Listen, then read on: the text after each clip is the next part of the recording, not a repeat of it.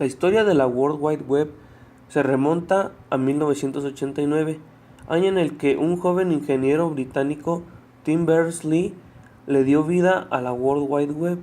En su búsqueda por difundir la información, producto de investigaciones de la Organización Europea en la Investigación Nuclear, Tim creó y propuso al CERN usar un sistema de hipervínculos para conseguir difundir la información que científicos de todo el mundo obtenían en el laboratorio. Para lograr su objetivo, Tim combinó dos tecnologías ya existentes, el hipertexto y el protocolo de comunicaciones de Internet, creando así un nuevo modelo de acceso a información intuitivo e igualitario. Por su parte, el Internet tuvo comienzos con propósitos bélicos. ¿Quién diría que le deberíamos a la guerra una de las herramientas más importantes en nuestra sociedad hoy en día? Nació como la vía de transmisión de una red militar estadounidense que en un comienzo contaba con 4 ordenadores conectados entre sí en distintas universidades del país, con el mismo objetivo que incluso hoy tiene esta herramienta: que todos podamos acceder a la información desde cualquier parte del mundo. Claro que en aquel momento esto estaba restringido a servicios militares. Conociendo lo anterior, sabemos que la WWW y el Internet son dos cosas distintas. Esa coalición, lograda por Tim Berners-Lee en 1989, es la que, sofisticada cada vez más, comunica al mundo desde cualquier punto, incluso fuera del Internet, y la red de redes están allí. Pero, ¿cómo es que funciona la World Wide Web desde cualquier punto del mundo? Para conectarnos a la red necesitamos protocolos o normas que estipulan cómo se transfieren los datos. Para ello necesitamos un proveedor de acceso a Internet. El proveedor nos asigna un número a la red que identifica nuestro ordenador al conectarnos. Este número se conoce como direcciones IP y nos ayuda a comunicarnos sin errores. Después tenemos que codificar la información que queremos difundir. Esto se logra a través de los routers, conocidos antes como módems. Los routers son más inteligentes, pues además de codificar, clasifican cómo y a dónde se envían los datos o cómo se reciben. Aquí entran en juego los protocolos IP y TCP. Este último genera paquetes de información que envía y que al ser recibidos une.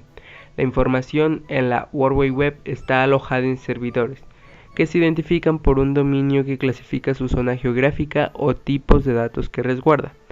En los servidores generalmente tenemos documentos multimedia llamados páginas web, que están escritos en HTML, un lenguaje de hipervínculos que cumple el propósito de navegar. El cúmulo de páginas es llamado sitios web, y muchas veces se resguardan en hostings, que son espacios de almacenamiento de la información, es decir, servidores.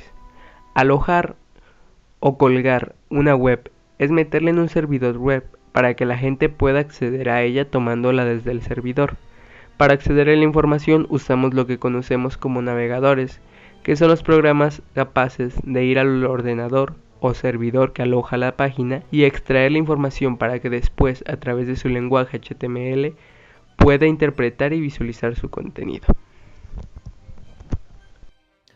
Para lograr lo anterior, los navegadores necesitan de direcciones, conocidas como URLs, que se identifican por contener protocolos o normas como HTTPS y el significativo World Wide Web, que simboliza su estancia en la gran red global. Para lograr todo lo anterior, existen los programas FTP, que son programas que nos dan el servicio de enviar los archivos modificados, como lo son las páginas web. Está claro que la vida sin esta interacción no sería la misma. Incluso podríamos debatir si las tecnologías hubiesen llegado tan lejos sin los correos, los blogs, los chats, los libros y todo lo que el Internet comunica entre sí. Sin embargo, hay un servicio que el Internet y la gran red han traído y que destaca entre todos, por múltiples factores. Estamos hablando de las redes sociales. Las redes sociales nacen con la idea de unir personas con interés personales en un medio digital como lo es la red. Se podría decir que la primera red social proviene de 1995 con la creación de classmates.com, una red que buscaba reunir excompañeros de colegio o universidad. La gran expansión de las redes sociales en la que estamos inmersos hoy comenzó en el siglo XXI, exactamente en 2003. Pero antes de profundizar en las redes y comenzar a mencionar gigantes del mercado, debemos responder ¿qué son las redes sociales? Muy puntualmente, la definición sería un sitio web, que recordemos es un cúmulo de páginas web cuya temática se basa en perfiles personales, o bien páginas web cuyo tópico es la información de una persona. Si tú tienes el vínculo necesario con esa persona o la conoces, puedes acceder a su página o perfil y ella al tuyo, creando así redes. De ahí el nombre, siempre con la idea de mantener vínculos de gustos, familiares, afectivos o cualquiera que fuese. Los gigantes como Facebook o Google, dígase YouTube o su portero Google Plus, tienen servidores físicos alrededor del mundo, que no son más que almacenes gigantes de discos duros con la información de cerca de 2 billones de personas. Las redes sociales han traído consigo un sinfín de ventajas, pues su masificación permite situaciones inimaginables hace algunos años, como tener a gente asociada a un tema, informada de ese tema en cuestión de segundos, transmitir información a millones de usuarios o bien comunicarnos con personas a distancia.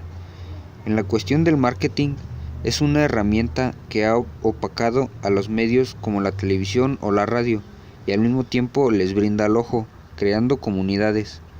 Para muchas personas, las redes sociales y su posible anonimato es una vía de expresión que vino a crear una igualdad de opiniones, donde todos estamos al mismo nivel de oportunidad para ser leídos, escuchados o vistos.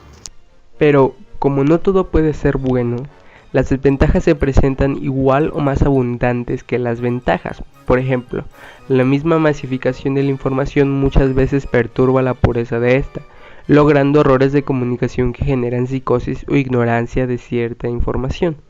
La idea de tener casi un registro íntegro de la información personal de una persona ha generado una fuente de delitos muy grande, donde los ataques o robos de identidad o de datos es muy frecuente y poco se puede hacer para evitarlo, si no existe una correcta configuración de seguridad, detalle que pocas personas analizan y que al mismo tiempo no depende al 100% de la persona, además de que incluso legalmente la empresa que regula la red tiene el permiso de usar la información prácticamente como desee, siempre y cuando tú lo autorices. Contrato que firmas tan solo registrarte en su base de datos como usuario. El mundo de las redes sociales es una copia del mundo real, sofisticado, en el que la comunicación está a un clic, donde el usuario tiene que ser 200% más precavido y donde muchos desatan sus alter egos y opiniones sin muchas o nulas restricciones.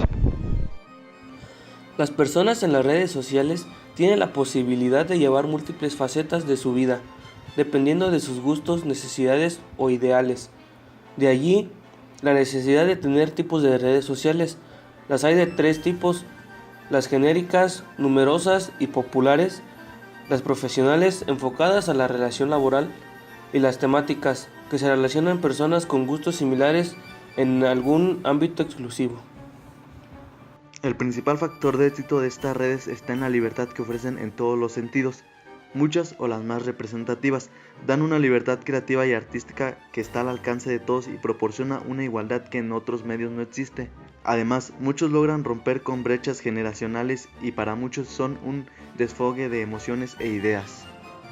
Quizás el siguiente paso en estas redes es el de unificar todos los servicios que la red nos permite en ellas, de manera que no sea necesario desconectarnos en ningún momento. Algunas empresas como Facebook, Amazon o Google están en vías de buscar ese futuro. Por ahora nos queda ser responsables y reflexivos en este tema, para no llegar a extremos ya representados en algunas películas como El Círculo, donde este trance rompía por completo la idea de lo privado y lo público, creando conflictos sociales gigantes. Son un factor tan enraizado en nuestras vidas y generaciones enteras están creciendo con ellas, que no sería raro un futuro con clases en las escuelas cuya meta de estudio fuera el cómo usar las redes sociales de manera saludable. Sin duda, nuestras vidas serían muy diferentes sin la World Wide Web, el Internet y todos los servicios e información contenidos en ellos.